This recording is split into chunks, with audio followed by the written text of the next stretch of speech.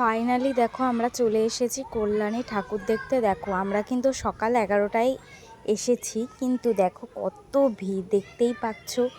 সকালে আসলেও কিন্তু ভিড় হচ্ছেই, কিন্তু এই সময়টা অতটাও ভিড় ছিল না, ফাঁকাই ছিল, কোনো অসুবিধা হয়নি। একদম সামনের থেকেই ঢুকে দেখেছি, কারণ বেশি একটা ভিড় ছিল না। এরপরে হয়তো প্রচণ্ড ভিড় হবে। আমরা চলে এসেছিলাম নবমীর দিন, এই যে মা, আমি আর দিদা চলে এসেছিলাম দেখতে।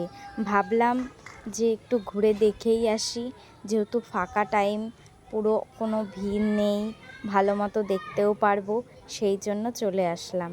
আর এই দেখো খুব সুন্দর হয়েছে প্যান্ডেলটা, আমার তো ভীষণ ভালো লেগেছে। দেখো ভেতরে কিন্তু ছোট ছোট কাঠপাতার যে চামচগুলো হয়, সেগুলো দিয়ে, সেই কাঠপাতার চামচগুলো দিয়ে কিন্তু প্যান্ডেলটার ডেকোরেশনটা করেছে, খুব সুন্দর হয়েছে। আর শোলা দিয়ে হয়তো করেছে। আর এই দেখো আমাকে দেখতেই পাচ্ছ, প্রচণ্ড রোদ ছিল।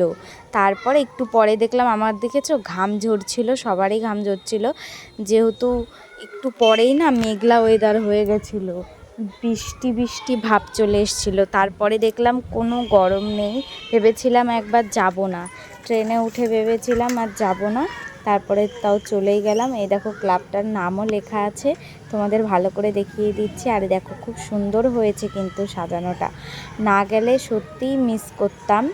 তো এবার যাওয়ার ইচ্ছে ছিল না, কিভাবে ভগবান চাইলো, সেই কারণে চলেও গেলাম ঠাকুর দেখতে। দেখতেই পাচ্ছ, ভগবান না চাইলে তো আর সেখানে যাওয়া যায় না, তাহলে তো কত জায়গায় যেতে পারতাম। ভগবান চেয়েছিল বলে এখানটায় আমি যেতে পেরেছি। এই দেখো কত লোক, সকাল টাইমেও কিন্তু অনেক লোক এসেছিল দেখতে, যেহেতু বিকাল টাইমে প্রচণ্ড ভিড় হয়, দেখা যায় না ভালো করে, তারপরে ফটোও তোলা যায় না ভালো করে, সেই জন্য সবাই কিন্তু অনেকে সকালেও দেখতে যায়। তো আমরা কিন্তু সেদিন একটা দরকারেই গেছিলাম, আর সেখান থেকে ভেবেছিলাম প্যান্ডেলটা দেখেই যাই, যেহেতু এত দূর এসছি, তাহলে একটু প্যান্ডেলটা ঘুরে দেখেই যাওয়া যাক। তাই সেই কারণে আমরা কিন্তু সেখান থেকে, আর ওই দেখো কি সুন্দর ঠাকুরটা, আর ওই ঠাকুরের ওই জিনিসগুলো দেখতে পাচ্ছ, পুরো সোনার কিন্তু গয়নাগুলো, খুব সুন্দর লাগছিল সামনের থেকে দেখতে। এখানে কিন্তু ক্যামেরায় অতটা বোঝা যাচ্ছে না, কিন্তু সামনের থেকে দারুণ লাগছিল দেখতে, ভীষণই একটা সুন্দর সত্যি।